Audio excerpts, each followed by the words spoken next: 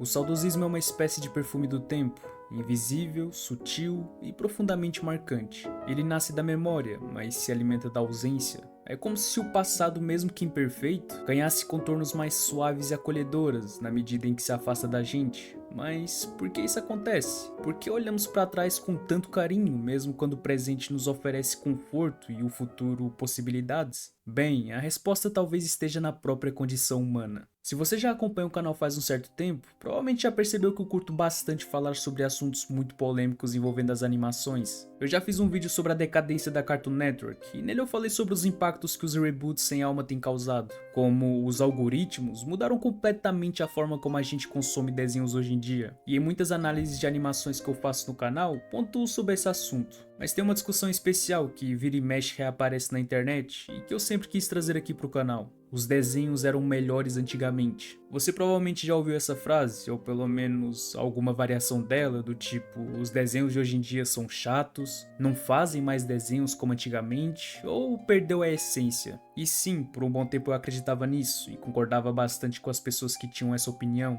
mas ao longo do tempo percebi que não. Tem muitos desenhos, muitas animações que são lançadas que são realmente boas. Eu entendo que a maioria sim é bem abaixo de medíocre, mas a verdade é uma só.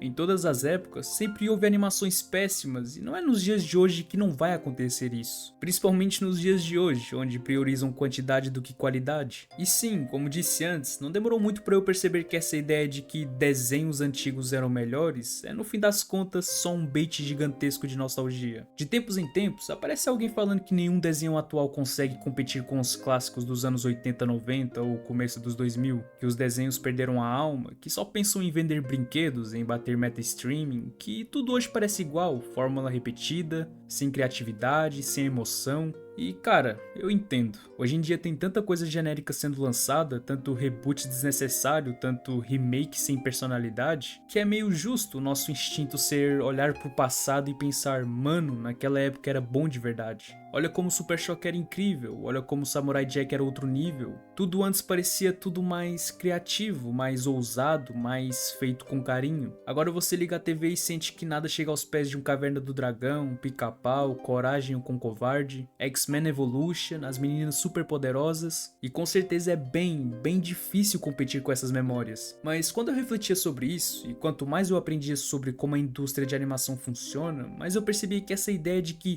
desenho era melhor antigamente é só uma meia-verdade embalada por um monte de memória afetiva. É claro que a gente tinha desenhos incríveis que marcaram a época, como Ei Arnold, Dragon Ball Z, Avatar, mas esses são e sempre serão exceções. E vamos ser sinceros, a maioria dos desenhos daquela época não eram tudo isso. A gente que cresceu assistindo e criou um laço emocional, e o nosso senso crítico era praticamente zero. Qualquer coisa com cor vibrante e uma musiquinha legal já virava o melhor desenho da história. Mas calma, eu não tô aqui para dizer que tudo é só nostalgia, porque a real é que o buraco é mais embaixo. Existe sim uma diferença entre a forma como os desenhos eram feitos antes e como são feitos hoje. Antigamente, por conta das limitações técnicas e orçamentárias, os criadores precisavam se virar, e era justamente isso que gerava coisas geniais. A falta de recurso virava criatividade. Agora hoje, com a pressão por audiência, algoritmo, dublagem rápida, 1000 temporadas por semana, muita coisa acaba saindo genérica. Eu sei que o que eu vou falar agora é uma indústria diferente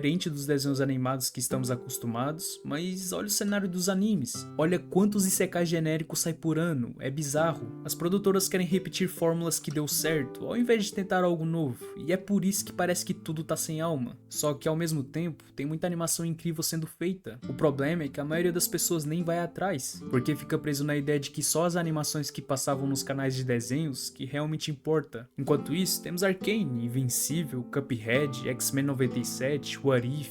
Embora sejam mais para adultos, temos desenhos mais infantis como Anfíbia, Casa da Coruja, As Aventuras de Greg, que tem um enorme apreço. Todos eles estão aí para provar que dá sim para fazer um desenho bom hoje. Mas a real é que, assim como nos games, os projetos mais criativos hoje não estão nos grandes estúdios. Eles estão nos lugares menos óbvios, em animações independentes, em canais menores, em projetos que não têm o marketing de um Teen Titans Go, mas que transbordam paixão e autenticidade, como Hazbin Hotel ou Helluva Boss, que embora tenham seus defeitos, é sim uma animação original, como Digital Circus com uma animação muito bonita, ou Murder Drones, que não vou mentir, não assisti, mas falam muito bem da animação. Mas isso é pra vermos que por mais que as grandes empresas façam desenhos medíocres, temos os estúdios indies que são a nossa salvação, seja no mundo das animações ou dos games. Mas aí eu te faço uma questão, será que os desenhos perderam a essência? Ou será que a gente só não tá sabendo onde procurar? Claro que nada vai substituir aquele sentimento de quando você via desenhos antes da escola, ou nas manhãs de sábado, mas isso não quer dizer que os desenhos atuais são ruins. Talvez a gente só esteja comparando memórias com a realidade. E memória, meu amigo, é injusta pra caramba.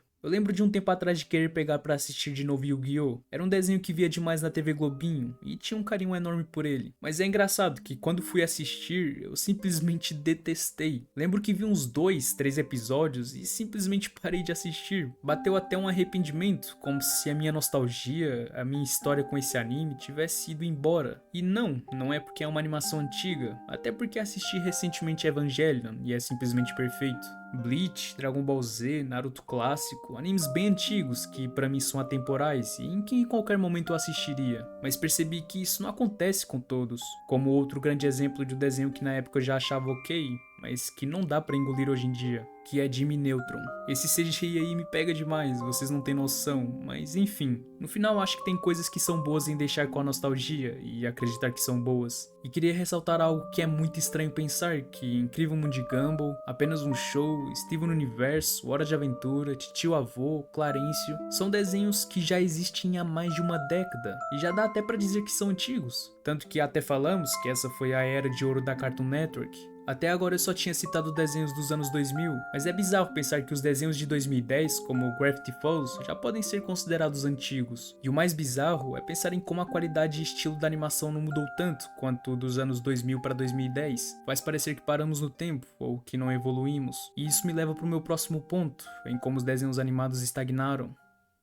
Se observarmos a evolução dos desenhos animados ao longo das décadas, algo curioso salta aos olhos. Os desenhos dos anos 2000 para os 2010 mudaram bastante, tanto em estilo visual quanto em profundidade de conteúdo. Mas quando comparamos os de 2010 com os de 2020, a mudança parece menor. É quase como se a animação tivesse encontrado um ponto de equilíbrio e decidido permanecer ali por um bom tempo. Nos anos 2000, os desenhos ainda carregavam muitas marcas da era anterior. A animação era mais engessada, limitada tecnicamente e cheia de fórmulas repetitivas. O herói atrapalhado, o vilão da semana, piadas que se repetiam. A animação tradicional ainda era feita em muitos casos com técnicas que estavam prestes a se aposentar. E acima de tudo, os desenhos ainda eram vistos como produtos puramente infantis, então não se esperava algum tipo de profundidade emocional, nem ousadia artística. Então veio a década de 2010 e mudou tudo. De repente, personagens choravam, se descobriam, enfrentavam perdas, refletiam sobre o tempo e a existência. Desenhos como Hora de Aventura e Steven Universo provaram que era possível tocar em temas profundos, fazer metáforas existenciais, representar minorias e ainda assim cativar o público jovem. Visualmente, esses desenhos apostaram em uma estética mais simples, mais cheia de identidade, traços arredondados, paletas suaves e muita expressividade. O simples passou a ser sofisticado. Mas o que aconteceu depois? Quando entramos na década de 2020, não vimos uma revolução igual. Pelo contrário, os desenhos continuaram seguindo os passos da geração anterior. O estilo visual permaneceu semelhante. A abordagem emocional, a diversidade de temas, o foco em personagens bem construídos, tudo isso ainda estava lá. Só que, em vez de mudar, parecia que tudo havia sido apenas lapidado, refinado, e a explicação talvez esteja no fato de que a década anterior já havia feito a grande revolução, e o que restava à década seguinte era aprimorar o que já funcionava. Além disso, o avanço tecnológico que antes impulsionava grandes mudanças já não era mais tão gritante. A transição do papel para o digital, por exemplo, foi marcante entre os anos 2000 e 2010, mas de 2010 para frente, a tecnologia de animação se estabilizou, o que significou menos rupturas visuais. Por fim, há o fator da produção em massa. Com o crescimento dos serviços de streaming, desenhos passaram a ser tratados mais como conteúdo do que como arte. Fórmulas se repetem, algoritmos definem estilos, e a ousadia muitas vezes dá lugar à segurança. No fundo, o que aconteceu foi isso. Entre 2000 e 2010, os desenhos ainda estavam presos ao passado. Entre 2010 e 2020, eles se libertaram e foram mais ousados. Já de 2020 para frente, eles resolveram ficar, talvez confortáveis, já que eles alcançaram a liberdade. E antes de terminar o vídeo, queria falar que esse vídeo foi inspirado no vídeo do Grifo, que ele fala sobre como os jogos eram melhores antigamente. E eu percebi que podia fazer um vídeo do mesmo gênero, só que falando sobre como os desenhos antigos eram melhores. E acho que isso dá pra usar em qualquer tipo de discussão, como vemos na música. Quantas vezes que você já deve ter ouvido seus pais falarem que as músicas eram melhores antigamente? A famosa frase, na minha época era diferente, na minha época era melhor. Acredito que no final todos esses assuntos vão ser sempre em torno do saudosismo. A geração de hoje vai falar a mesma coisa para a próxima geração e por aí em diante. E a verdade é essa: toda geração acredita que viveu um tempo de ouro, e isso é natural, porque esse tempo de ouro quase nunca está nos fatos em si, mas na forma como vivemos esses fatos. E como quase sempre vivemos o passado com menos responsabilidades, menos dores conscientes e mais liberdade para sentir. Ele acaba sendo pintado com cores mais vivas do que talvez realmente tinha. O saudosismo, portanto, sempre vai existir, porque é parte do nosso modo de existir, porque lembrar é uma forma de amar, e nós, no fim das contas, estamos sempre procurando um jeito de amar o tempo que passa.